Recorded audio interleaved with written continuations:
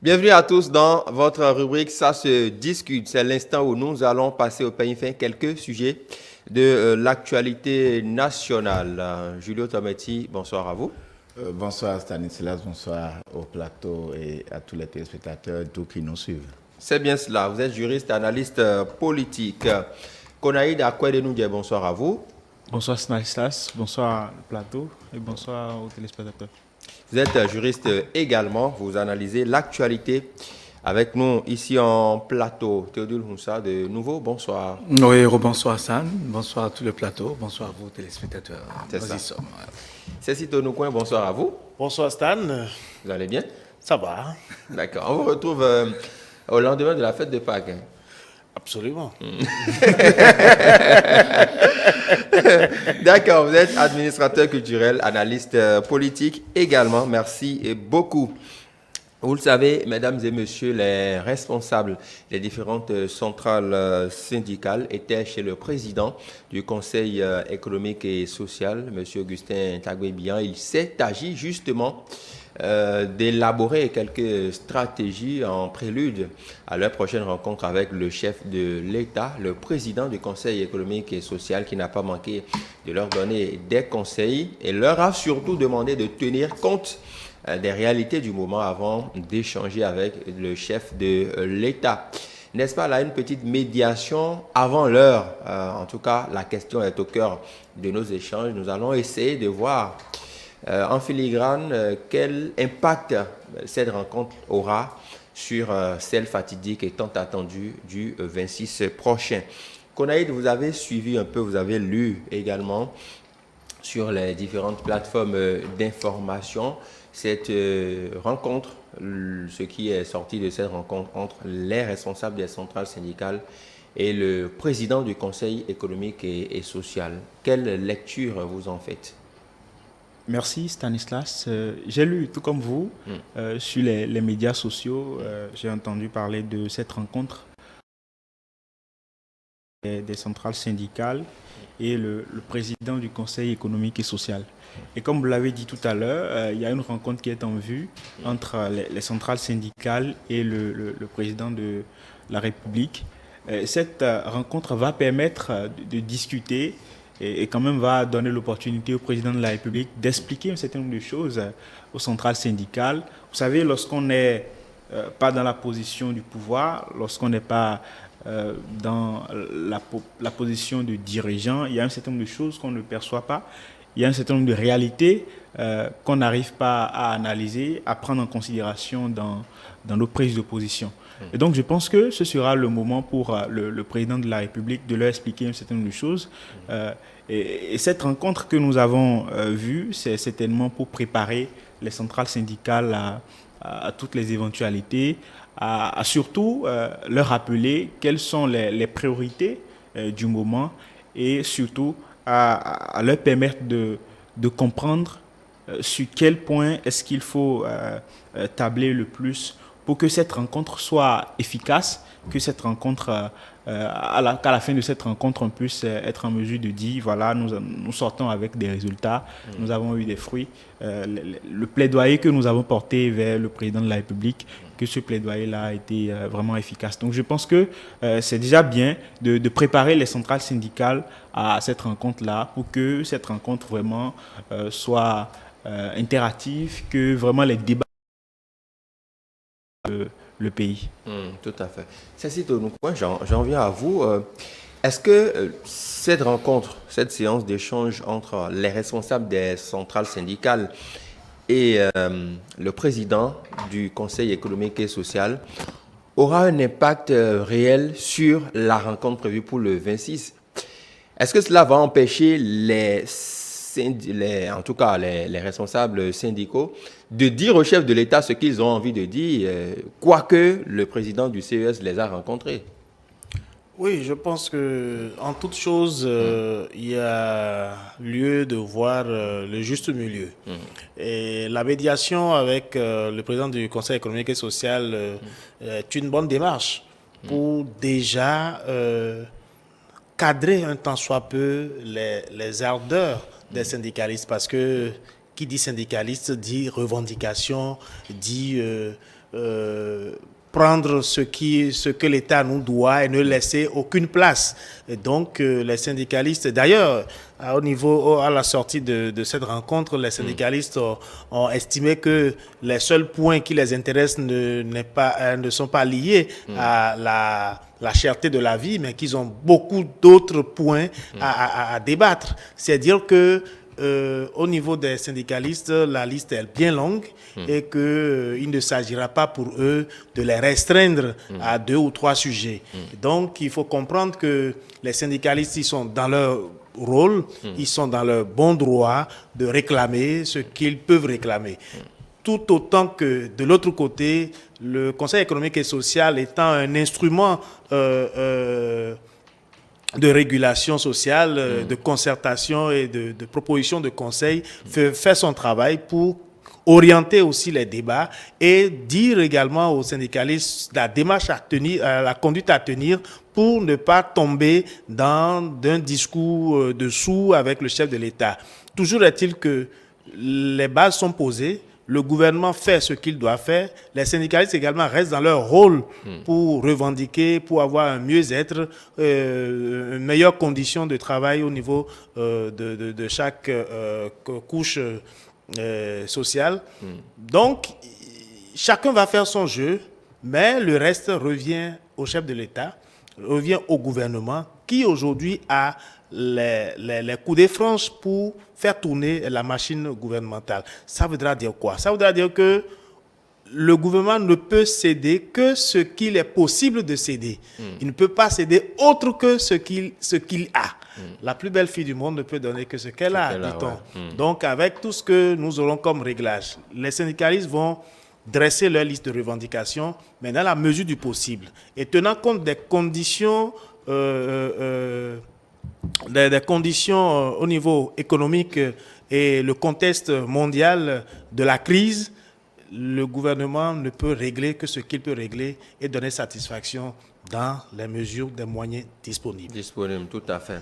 Julio Tometi, impact ou pas impact, le président du Conseil économique et social est dans son rôle de régulation, de prémédiation, on va dire, en prélude justement à cette rencontre, mais on se pose la question de savoir véritablement si cela va peser en gros sur la rencontre à venir.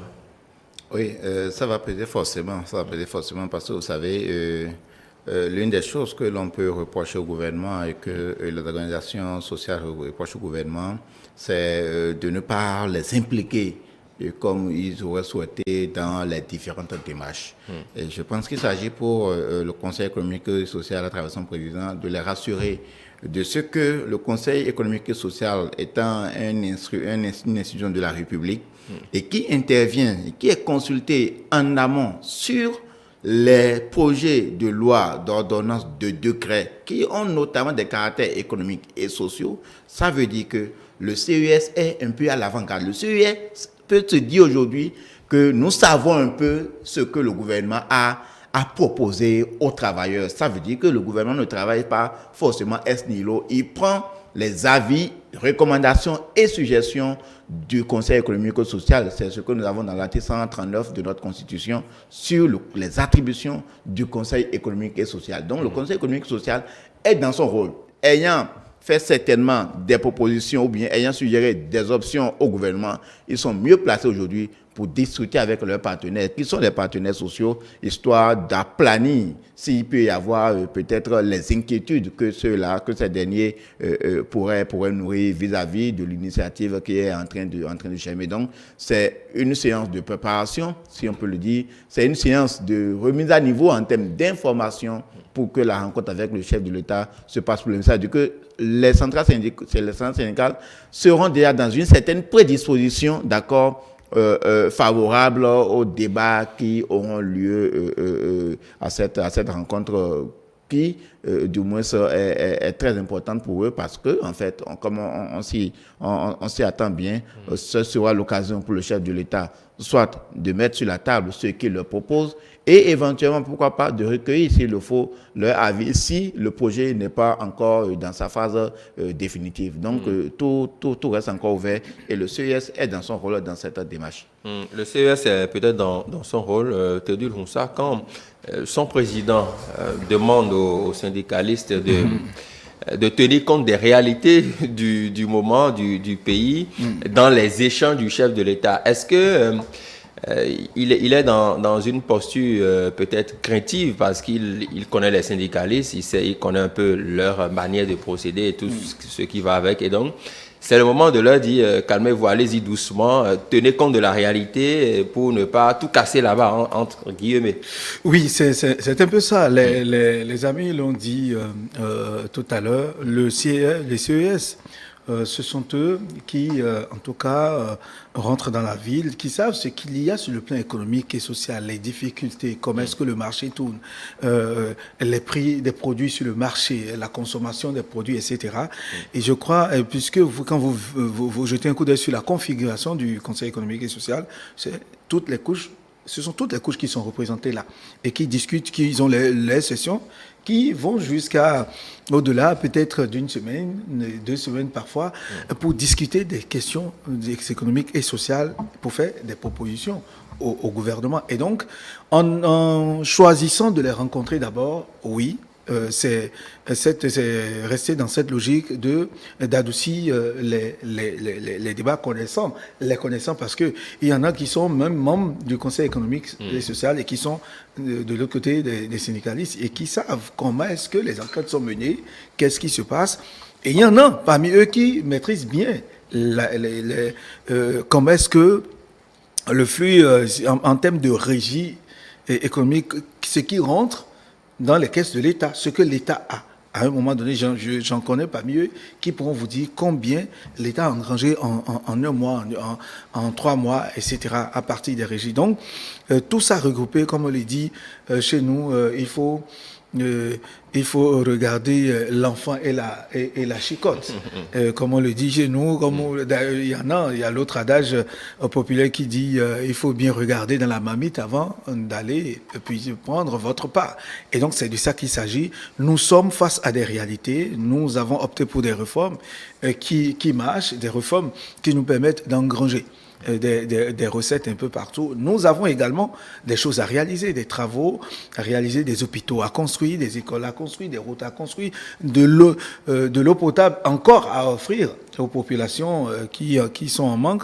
Nous avons d'autres marchés tout est à refaire et nous avons enclenché cette démarche, nous avons démarré à le faire. Il va falloir qu'on regarde, c'est vrai.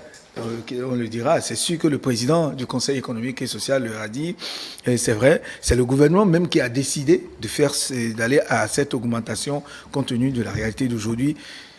Il n'en demeure pas moins que vous devez tenir compte de ça, tenir compte de la réalité du travail, la bonne volonté du gouvernement pour ne pas mener la barre très haute. Moi, je parie, et c'est ça qui réjouit, je le dis très souvent, nous avons aujourd'hui des responsables syndicaux qui sont quand même très ouverts, d'une certaine, beaucoup plus modernes. Beaucoup plus modernes, comme d'une certaine souplesse, quand bien même ils sont toujours dans leur posture, ils jouent leur rôle, mais on sent une certaine ouverture à dialoguer, à discuter des choses. Le langage est plus modéré désormais. Plus modéré, plus moderne et plus soft, plus mature. Et ça, c'est ça qui met les autres partis en confiance. Et très souvent, vous allez constater que le gouvernement va toujours à des négociations. Et quand c'est le chef de l'État qui l'annonce, qui veut les rencontrer, discuter avec eux, c'est la preuve que beaucoup de choses ont changé. Beaucoup de choses ont changé. Vous pensez que les périodes Todino et Lokosu sont désormais derrière nous? Derrière nous, ça, il faut le dire. période Polyseco, comme en excuse de citer les noms, Polyseco, paix à son homme, Gaston Azoua, de regretter mémoire, tout est, mais vont mouler, tout ça là, ces périodes sont aujourd'hui sont révolues et on assiste aujourd'hui à des syndicalistes qui tiennent de bon langage, du langage d'une certaine modernité face à nos réalités d'aujourd'hui. Tout à fait. Konaïd, sur le même sujet, on espère que le terrain est balisé désormais pour la suite. Évidemment, ce qui a été dit, c'est clair. Nous sommes dans un contexte où c'est la crise, elle est mondiale. Ce n'est pas que au Bénin que nous traversons cette crise-là, c'est dans tous les domaines. Vous savez, la question de la guerre en Ukraine, tous les dégâts que crée cette situation-là dans le monde. Et donc, je pense que ce n'est pas seulement le Bénin qui traverse cette situation-là. Et au Bénin, il n'y a pas que les travailleurs également qui ont besoin du soutien du gouvernement. Il y a plusieurs autres domaines. Il y a le domaine social, dans le domaine économique. Il y a plusieurs choses à faire. Il y a des populations dans le fond du pays qui ont besoin encore qu'on leur apporte du soutien en matière de jouissance des droits les plus fondamentaux. Et donc, c'est en fonction de tout cela que le débat aura lieu. Et je pense que c'est d'ailleurs dans cette lancée, certainement, que le terrain a été préparé déjà par le Conseil économique et social. Parce qu'il y a un certain nombre de prédispositions, de choses qu'il faut savoir d'abord avant de se lancer dans sa dynamique de, voilà, on est syndicaliste, on a des revendications, il faut que le gouvernement accorde une certaine réalisation à toutes nos revendications. Il faut que le terrain soit préparé déjà. Et c'est ça que le Conseil économique et social a fait en discutant avec ces derniers, en essayant quand même de les persuader de l'existence d'un certain nombre de problématiques dans la société auxquelles on doit apporter quand même des solutions. Et donc, je pense que ce qui est fait, c'est bien. Et nous espérons que avec les discussions à la rencontre du président de la République, que le plaidoyer sera beaucoup plus souple, que le plaidoyer va prendre en considération les réalités que nous traversons actuellement au regard de la crise mondiale et de tout le contexte que nous traversons aujourd'hui. Est-ce que, Julio Tomatis, cela ne relève pas d'un certain formalisme? Les syndicalistes sont quand même des personnes adultes qui maîtrisent les réalités du Bénin. A-t-on besoin de leur rappeler en tout cas le contexte que nous traversons? A-t-on forcément besoin d'une telle séance pour les préparer à rencontrer le chef de l'État? C'est comme si vous étiez dans mes pensées. Non, les travailleurs sont le peuple, sont dans le peuple et savent tout ce qui se passe. Je me demande, comme vous le dites, c'est bien si c'est nécessaire de faire tout cela. Ce ne sont pas des enfants. Ils comprennent un peu les enjeux et ils sauront prendre la mesure de ce qui leur sont octroyés. Mais peut-être qu'il faut le dire, peut-être que le gouvernement, avec les autres institutions, sont dans la posture de tout pacifier, d'accord, de travailler à ce que nous puissions continuer à dialoguer, quel que soit en fait ce qui pourrait nous diviser. Donc, je pense de plus en plus, le gouvernement, à travers les autres institutions, prend des initiatives de dialogue, d'échange. Parce que vous savez, lorsque les individus ont des canaux pour se libérer, c'est un gage de pacification. Donc, je pense qu'en fait, c'est ça. Il faut donner la parole aux gens pour qu'ils s'expriment. Vous savez, il y en a qui sont d'une telle véhémence, en fait. Donc, peut-être que s'ils ont l'occasion de l'exprimer devant le CES, ça va adoucir un peu leurs émotions. Et quand ils seront en face du président, parce qu'ils seront dit, oui, je me suis fait déjà entendu et non pas me répéter. Donc, je pense que l'initiative est dans ce sens. Sinon que les travailleurs eux-mêmes, ils comprennent. Je ne pense pas qu'ils soient dans la position de tout obtenir. Ils ne sont pas les seuls de la République. Et comme je l'ai dit, ils comprennent les enjeux, ils sauront prendre la mesure des choses. Ce qui est, c'est vrai. En fait, on veut rencontrer le chef de l'État. Il faut travailler à planifier les choses, à prendre en compte tout pour que la rencontre se passe le mieux qu'il soit pour les uns et pour les autres. Tout à fait. C'est on sait que rencontrer le chef de l'État, ça n'arrive pas souvent. Et donc, c'est une occasion en or à saisir pour les syndicalistes, n'est-ce pas? Non, je pense que de tout ce qui se passe, nous avons un environnement qui doit être préservé, où la paix, la sérénité doit être préservée. Et dans ce sens, le gouvernement joue son rôle de pacification pour ne pas... une stratégie pour mieux faire passer son message au niveau des syndicalistes. Parce que vous n'êtes pas sans savoir que le gouvernement a déjà pris certaines mesures pour adoucir les effets de la cherté de la vie en subventionnant un certain nombre de produits de première nécessité, de première consommation. Et il a annoncé également l'augmentation des salaires. Donc, il y a beaucoup de mesures, de batteries de mesures qui ont été prises, et sachant que les syndicalistes ne sont pas encore satisfaits de tout ça, sachant également qu'il y a eu un travail de la commission qui devrait finaliser la proposition d'augmentation de salaire, et que le chef de l'État a demandé à ce que ça soit revu pour que ça soit au mieux. Donc, c'est une occasion pour les syndicalistes de saisir cette occasion pour dire leurs mots par rapport à ce qu'ils veulent avoir comme augmentation de salaire. Est-ce que cette augmentation de salaire va pouvoir revaloriser le SMIC? Est-ce que le point indiciaire va être amélioré d'une certaine façon ou d'une autre? Ce sont autant de préoccupations que les syndicalistes auront à débattre. Alors, puisque le gouvernement aussi n'a pas une solution magique ni une cagnotte élastique pour satisfaire toutes les préoccupations des syndicalistes, et le gouvernement prend des dispositions pour que stratégiquement, on arrive à adoucir un peu les choses, pour faire comprendre son message, pour que, une fois avec le chef de l'État, les échanges soient vraiment des échanges bon enfant, et que les syndicalistes aussi puissent dire aussi ce qu'ils ont, que le gouvernement recueille également leurs préoccupations et continue à trouver des solutions pour que le climat de paix, le climat apaisé puisse arriver, puisse se maintenir. Vous ne pouvez pas dire à quelqu'un qui a faim de ne pas crier. Lorsque, à un moment donné, ça tiraille au sein des populations où la vie coûte cher, c'est toujours la démarche de maintenir le dialogue qu'il faut mettre en place, et c'est ce que le gouvernement est en train de faire, et nous invitons les syndicalistes à comprendre cette démarche et à agir dans ce sens pour que autant ils ont des besoins, mais il y a d'autres couches également, et il y a d'autres priorités également que le gouvernement aussi doit faire face pour satisfaire les besoins de toute la nation.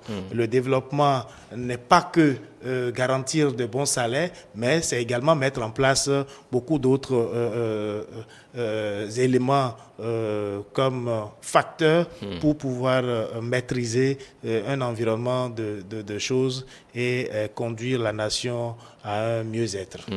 Tout à fait. Il y aura d'autres sujets au menu de leur rencontre, Théodule Moussa. Les syndicalistes ont d'ailleurs dit au président du Conseil économique et social que la revalorisation des salaires, oui, mais il n'y a pas que ça comme préoccupation, même si c'est la revalorisation des salaires qui est le point central et qui cristallise toutes les attentions. On veut voir combien ça sera revalorisé et qu'est-ce qu'il en sera. Ils ont dit qu'il y a d'autres sujets qui seront abordés aussi. Oui, c'est sûr, parce que vous savez, ça fait, je dirais, un peu plus d'1 an que le chef de l'État les a rencontrés. Aujourd'hui, peut-être au cours de cette rencontre, les questions qui étaient à l'ordre du jour de l'autre côté de la commission paritaire, avec les membres du gouvernement, les centrales syndicales, la commission, certainement que ces points seront reversés ici au cours des échanges pour qu'on en parle, parce que ça touche également à ce que nous appelons aujourd'hui revalorisation des salaires. Vous savez, la question de l'éducation et autres, ce sont des sujets sur lesquels les syndicalistes veulent véritablement entendre le chef de l'État, qui, ils en sont sûrs. En tout cas, il va essayer, il va les écouter. Il va essayer de les convaincre aussi, parce que à la sortie d'une rencontre avec le chef de l'État, il y a un syndicaliste qui m'a soufflé, non mais comment, le président de la République a l'art de convaincre, en tout cas de vous rassurer, de vous convaincre, de vous aider. Et il dit qu'il ne savait plus quoi dire parce que on vous a tout présenté, on nous a tout présenté et c'est ça. Et donc je crois risque d'être encore le cas le 26. Oui, mais connaissant déjà un peu comment ça fonctionne, ils prendront aussi, ils chercheront à vouloir je dirais, à vouloir faire passer leur message.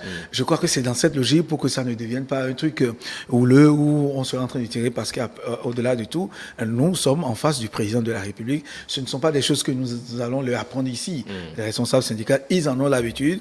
Peut-être de cette façon, de cette manière, non. Je crois que c'est donc, revenant donc à votre question d'autres sujets, je crois que oui, ce sont entre autres des sujets dans le domaine de l'éducation, la formation professionnelle et technique et professionnelle, c'est un aspect de la chose.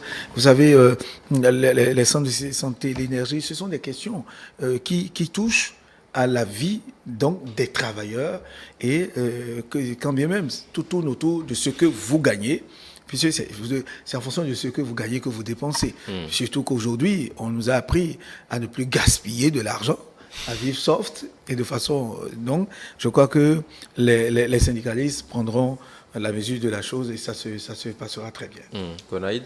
Je pense que ce sera également ça, hein. Au-delà de la question de la revalorisation des salaires, évidemment, il y aura d'autres sujets qui vont meubler le débat. Et monsieur l'a rappelé, ça va toucher les questions d'éducation, de formation professionnelle, de formation et autres. Toutes ces questions-là qui touchent quand même à la vie des travailleurs, qui concernent les travailleurs, leurs enfants et en tout cas tout ce qui concerne leur vie dans la société. Et vous savez que il y a quelques mois, le président de la République les avait rencontrés.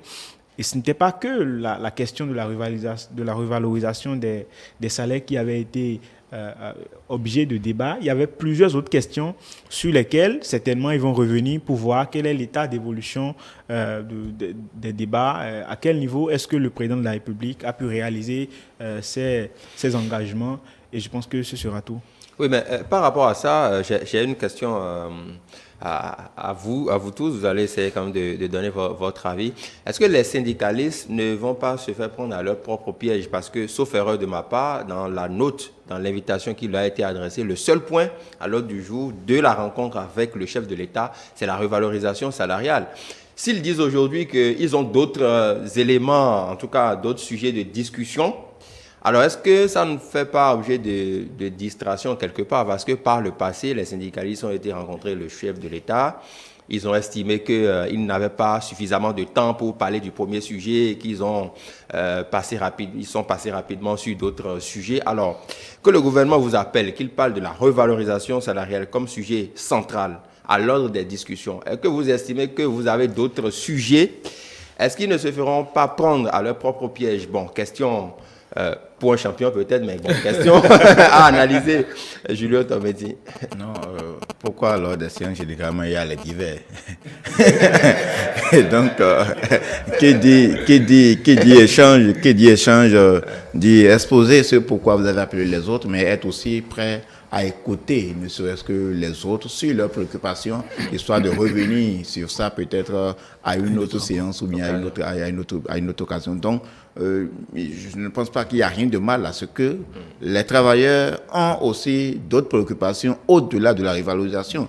Vous savez, vous êtes en présence du chef de l'État. Si vous ne dites pas tout ce qui vous préoccupe, peut-être que vous n'aurez pas l'occasion dans les 12 prochains mois. Donc, il y a lieu de tout dire. Cela va constituer peut-être pour le chef de l'État une occasion aussi en fait, de discuter avec ses partenaires sociaux et de recueillir leur avis, suggestions sur d'autres questions en fait, d'intérêt national sur lesquelles le gouvernement peut se pencher. Donc, il y a toujours à gagner dans la discussion, dans les échanges. Et donc, il faut rester ouvert. Je ne pense pas que le chef de l'État va dire non catégoriquement, c'est sur ça, on discute, on va dire de ça.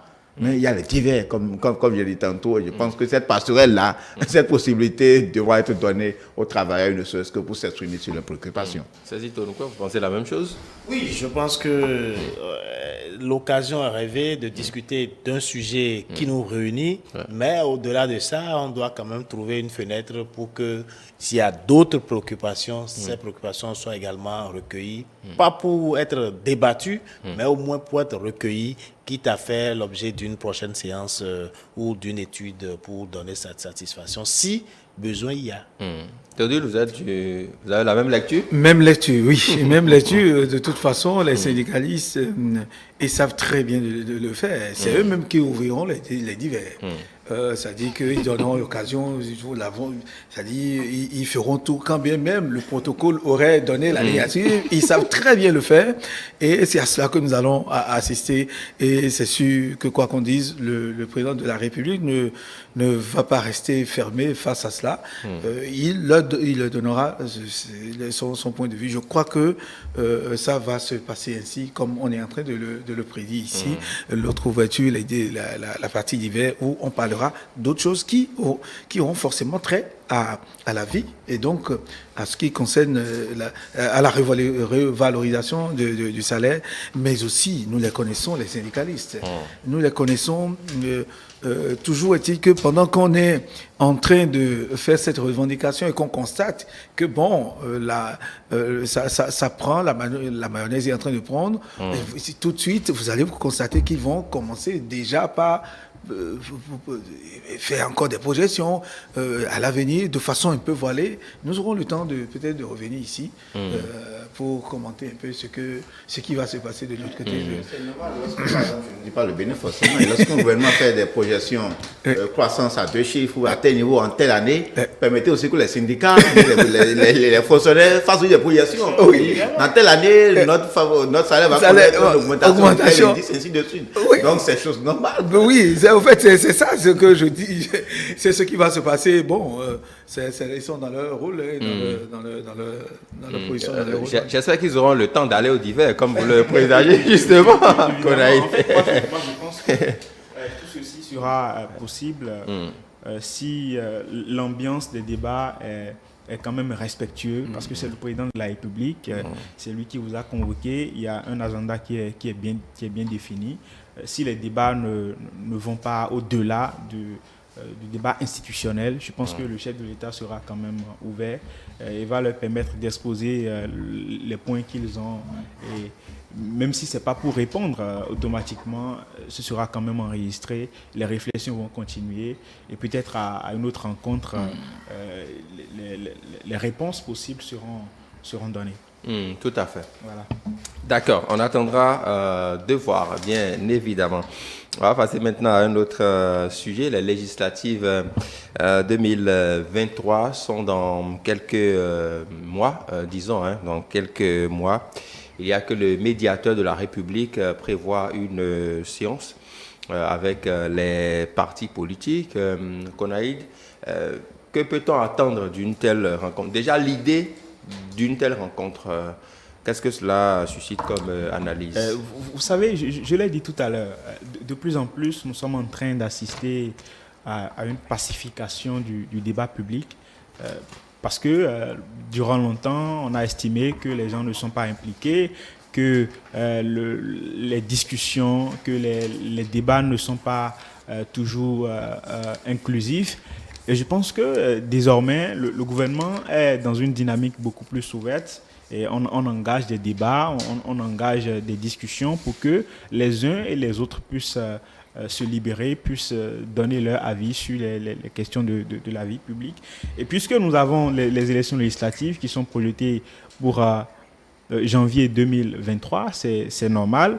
Parce que l'objectif ultime que nous avons et qui est partagé par tout le peuple béninois, c'est que les élections soient un moment de fête, que les élections soient un moment de réjouissance, un moment où on exprime sa volonté, qu'on exprime ce qu'on pense, et que ces élections ne se transforment pas en des moments difficiles, en des moments de turbulence, en des moments de perturbation de l'ordre public et tout. Et pour que ça se fasse, pour que les élections puissent être un moment de pacification, il faut un préalable. Et le préalable, c'est que les différents acteurs de cette élection-là puissent se comprendre, puissent respecter chacun à son niveau, ce qui est de son devoir, et que les droits de chacun soient respectés. Je pense que c'est cela qui justifie cette rencontre qui est projetée. Et j'espère qu'à cette rencontre, les différents partis politiques pourront se parler à cœur ouvert, pourront se dire qu'il n'est pas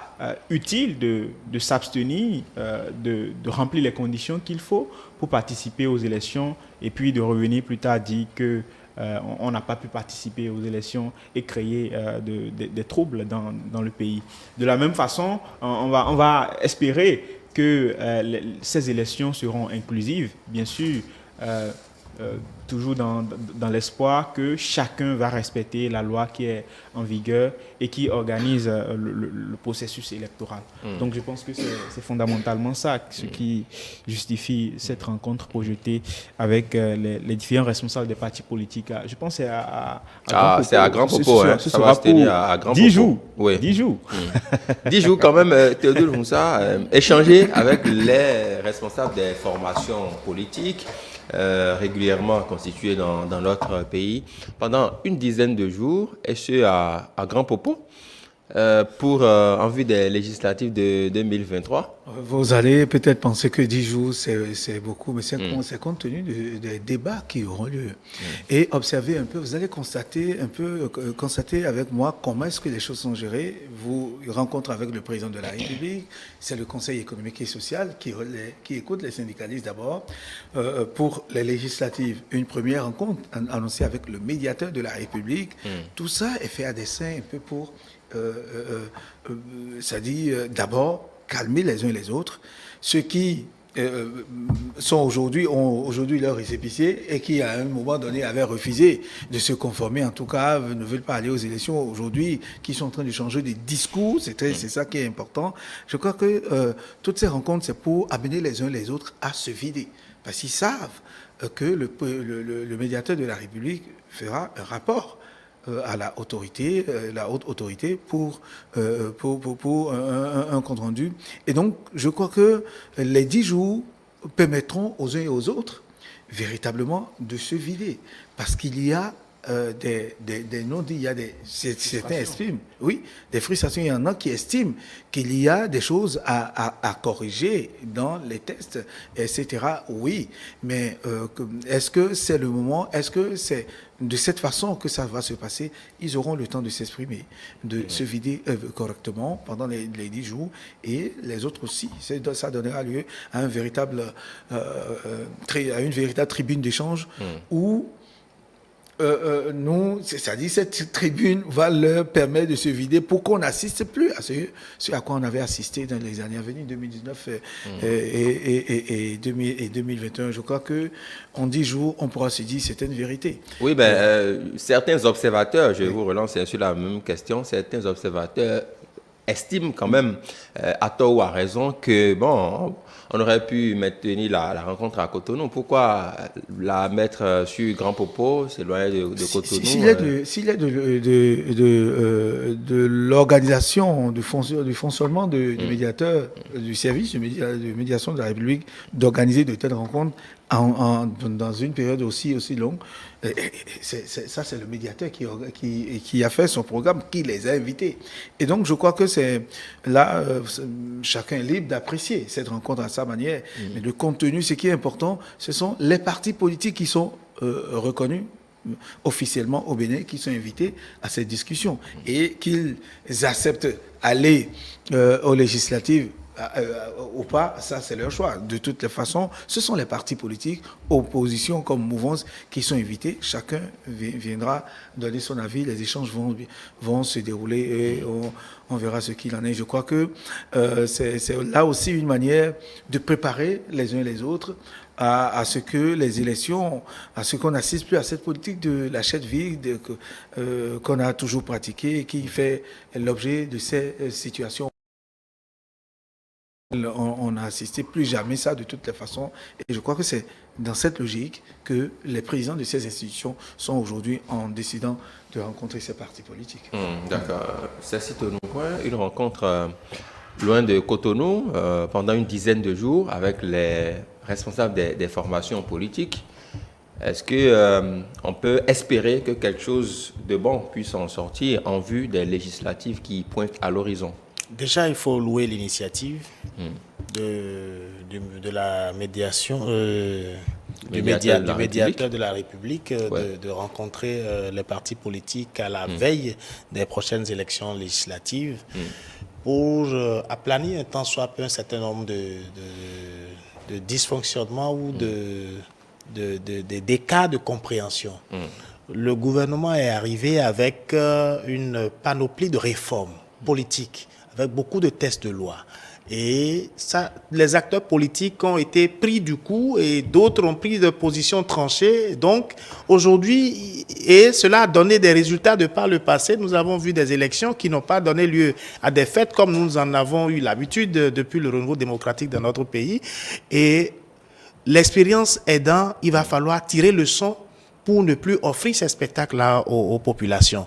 Donc, l'initiative est louable pour que les dissensions soient aplanies en amont et que les partis politiques qui répondent aujourd'hui aux tests de loi qui régissent les partis politiques puissent s'entendre, dire ce qui ne va pas pour qu'on puisse en tenir compte et régler ce qui peut être réglé pour que, au soir du 8 janvier 2023, nous puissions avoir un climat apaisé, nous puissions avoir des interlocuteurs responsables qui ont compris la vision du gouvernement en initiant ces réformes et que, au niveau du Parlement également, nous ayons une coloration qui prend en compte justement la configuration des partis politiques qui ont compétit.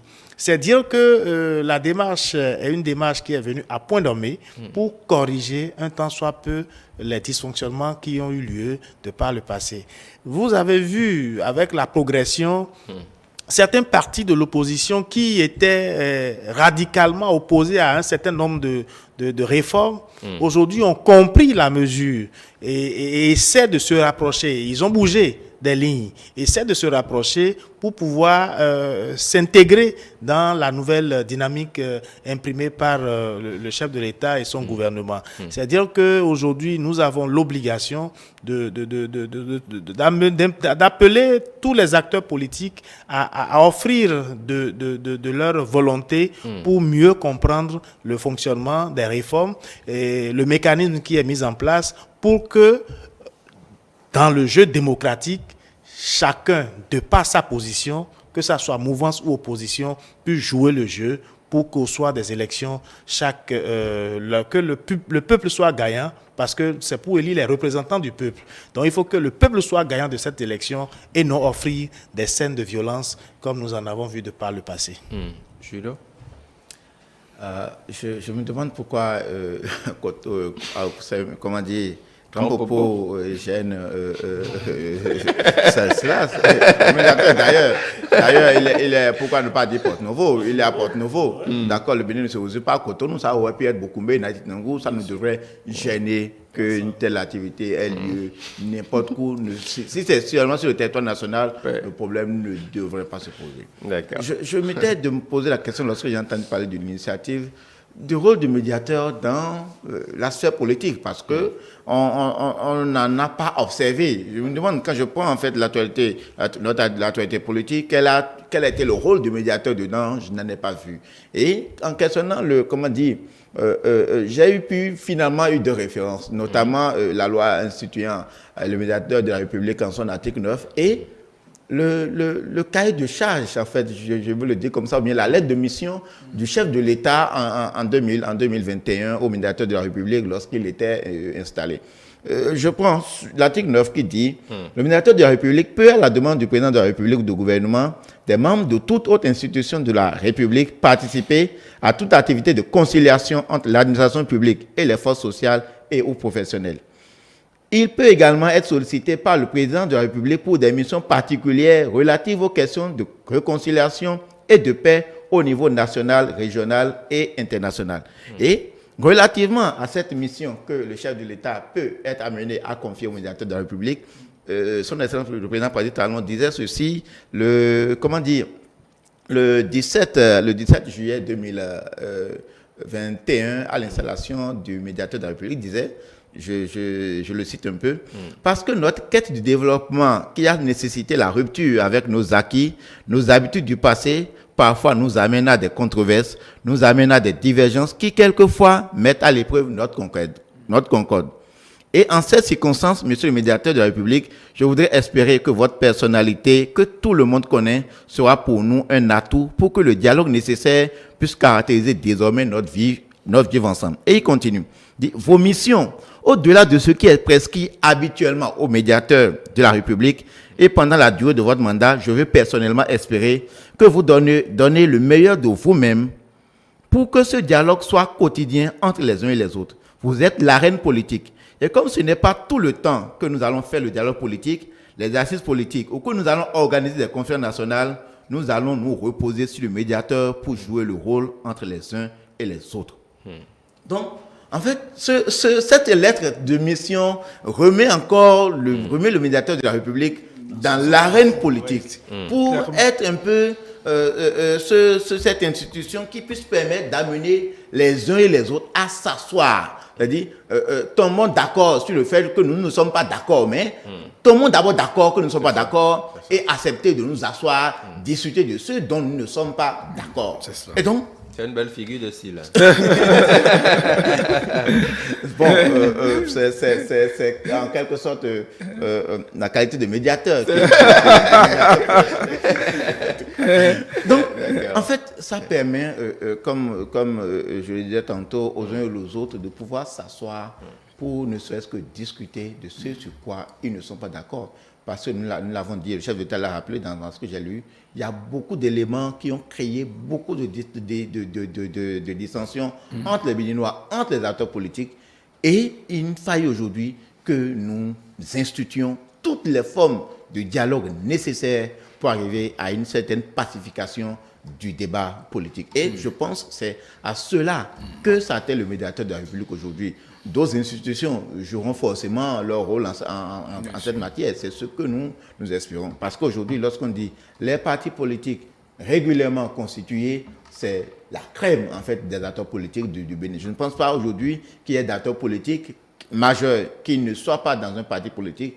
Comme on le disait tantôt, tout le monde a fini par s'accommoder avec les réformes. Donc tous les acteurs politiques sont aujourd'hui, nous pouvons le dire, dans les partis politiques régulièrement constitués et donc devront avoir voix au chapitre lorsqu'il s'agit des questions d'intérêt majeur comme les élections législatives. Et nous sommes encore à 8 mois, voilà, des élections législatives. Donc tout est encore possible. Même s'il faut, c'est vrai, je le disais quelquefois qu'il faut éviter, alors nous sommes au Parlement, de commencer à retoucher, à toucher encore aux lois. Mais si c'est le fruit, en fait, d'un dialogue politique, si c'est le fruit d'une entente politique entre les forces politiques, le plan ne se pose pas. Parce que même sur le plan régional, on dit avant 6 mois des élections, vous ne pouvez pas toucher au test électoral, sauf si cela naît du consensus entre les acteurs politiques. Donc, à tout moment, lorsqu'il y a entente, lorsqu'il y a dialogue qui permet d'aboutir à un certain nombre d'ententes, tout reste possible. L'essentiel, c'est que ça puisse quand même rassurer les uns et les autres du processus. Et donc, ça permet de pacifier, en fait, l'atmosphère électorale pour que, comme on l'a souvent le dit, que ça soit encore, que nous renouons encore avec les fêtes électorales et non les dissensions électorales. Tout à fait. Konaïd, est-ce que des formations politiques comme Restaurer l'Espoir, par exemple, qui ont clairement dit qu'elles n'iront pas aux prochaines législatives, pourront répondre quand même à cette invitation? Quand on va voir un peu ce qui se lit, c'est que le candidat Azanaï ira à cette rencontre. Mais bon, il avait annoncé quand même qu'il ne participerait pas aux législatives de 2023. Et quand on sait que ce sont ces législatives qui constituent le point d'ancrage de la prochaine rencontre de Grand Popo, est-ce qu'il n'y a pas lieu de se poser des questions? Qu'est-ce qu'il voudrait en réalité? Il ira ou il n'ira pas? Qu'est-ce qui va se dessiner en réalité? Vous savez, tout à l'heure, M. Julio a rappelé les propos du chef de l'État dans la lettre de mission qu'il avait adressée à M. Essou, le médiateur de la République. Et il avait dit que le président de la République lui a confié une mission de conciliation. Aujourd'hui, il est unanime que les partis politiques comme Restaurer l'Histoire, gouvernés par candidat Azanaï, nourrissent une certaine frustration et se considèrent comme étant en dehors de tout ce qui se passe, considèrent comme étant éloignés, se considèrent comme n'ayant pas une part d'eux dans tout ce qui se fait aujourd'hui dans le pays. Qui les a éloignés? Aujourd'hui, vous savez, c'est pas à moi de vous le dire, tout le monde le sait. Le fait de n'avoir pas participé aux élections, le fait d'abord, tout a commencé avec la démission de candidat Azanaï, du gouvernement de Patrice Talon. Et toutes ces situations, aujourd'hui, même avec la démission du jeune Guy Tokpe, de restaurer l'espoir. Tout porte à croire que restaurer l'espoir est toujours dans sa botte. Restaurer l'espoir est toujours dans son rôle de démission. Parce que moi, j'estime qu'un parti politique qui décide de ne pas participer aux élections, qui décide de ne pas participer au rendez-vous électoral, que ce parti politique n'a pas raison d'être. Parce que la quintessence même d'un parti politique, c'est sa capacité à pouvoir participer aux élections. Si un parti politique existe pour la forme, moi je pense que son existence n'est que vaine. Et donc aujourd'hui, se demander si Candide Azanaï, restaurer l'espoir, ira à ce rendez-vous, je pense qu'on ne pourra pas donner une réponse tranchée. Mais ce que je sais, c'est que le médiateur... Est-ce qu'il décidait d'y aller? Est-ce qu'il y allait quand même? Je pense que le médiateur est en train de jouer son rôle. Et notre espérance, c'est qu'il puisse y participer. Parce que là, vont se dissiper les frustrations. Parce que là, on va leur donner la parole pour qu'ils puissent dire ce qui ne va pas, ce qu'ils reprochent aux réformes, ce qu'ils pensent ne pas être bon. Et je pense que ce que nous pouvons espérer, c'est cela. S'il y va, on va constater que effectivement, il a compris que le message du médiateur est passé et que désormais nous pouvons compter sur lui pour participer avec nous à ce processus de pacification que nous voulons, pour participer avec nous à cette fête électorale que nous espérons pour 2023. D'accord. Sauf erreur de ma part, je ne sais pas si le parti Restaurer l'espoir était au législatif de 2019, sauf erreur de ma part. Cette formation politique n'était pas à la présidentielle de 2000, n'était pas d'ailleurs au communal de 2020, n'était pas à la présidentielle de 2021. Et donc, conformément aux tests, bon, c'est un parti qui, selon les tests que nous avons, serait appelé à disparaître. Alors, si candidat Azanaï, ayant pris les devants des choses, refuse de participer aux législatives et se présente quand même à cette rencontre avec le médiateur de la République, qu'est-ce que cela pourrait signifier, à votre avis? Il faut voir que le président candidat Azanaï avait restauré l'espoir depuis sa démission à une position qui est connue. Et il s'oppose à tout. Et cette opposition lui a valu la non-participation aux élections de façon successive. Et il n'est pas censé ignorer non plus les dispositions de cette loi qui stipule que sans participation aux élections 3 fois successivement, le parti est appelé à disparaître. La loi est claire là-dessus et en tant qu'homme politique bien expérimenté, il n'ignore pas cette réalité. Alors, quelle est la stratégie qui l'amène à s'opposer, à faire toujours, à chaque fois, à pratiquer la politique de la chaise vide? Il seul sera, parce que je ne saurais répondre à sa place. Toujours est-il que, en voyant un peu, en analysant le paysage politique et notamment la façon de comporter du président candidat Azanaï, on se pose la question de savoir, mais finalement, qu'est-ce il s'oppose à quoi finalement? Alors, qu'il participe à celle-ci, il a déjà dit, je ne participerai pas. Et donc, si on s'en tient à sa parole, c'est qu'il ne sera pas là. Maintenant, avec l'initiative du médiateur de la République pour concilier les partis, entendre les choses, il serait de bon ton qu'il puisse aller, parce qu'en tant que parti politique, s'il est invité, il va pouvoir répondre. Et s'il répond, peut-être qu'à l'issue de cette rencontre, sa position pourra changer et il se mettra peut-être en ordre de bataille pour participer aux prochaines élections législatives. Mais le terrain sera suffisamment occupé déjà. D'ailleurs, qui en est actuellement? De toutes les façons, le terrain a toujours, il y a toujours de la place pour celui qui sait se battre. Ça, c'est clair, parce que toutes les combinaisons possibles sont autorisées. Et donc, s'il se met dans la bataille avec tout ce qu'il a comme parcours politique que nous connaissons, avec son expérience, il pourra forcément tirer son épingle du jeu. Pourquoi ne pas avoir recours à d'autres forces Formation pour pouvoir, politique, une fusion peut-être pour pouvoir avancer. Donc tout est possible sur le terrain sur le terrain politique. Donc nous osons croire et nous nourrissons le vœu de voir justement qu'à la sortie de cette rencontre avec le médiateur de la République, que la position justement de restaurer l'espoir change et que dans une certaine ambiance, ça puisse se faire. Cela reste également une condition pour sa survie en termes de parti politique. Ouais. Bon, maintenant, si l'envie de ne plus continuer avec Restaurer l'espoir et de changer Kazakh, observons. D'accord. Wait and see, comme le disent les Anglais. Théodule, il peut participer à la rencontre avec le médiateur. Le parti Restaurer l'espoir, un parti officiellement, normalement constitué qui a son récépissé. Oui, tout à fait. Et jusque-là, les tests sont prévus que juste après, c'est-à-dire si vous manquez de participer à une, deux élections, vous signez vous-même votre mort.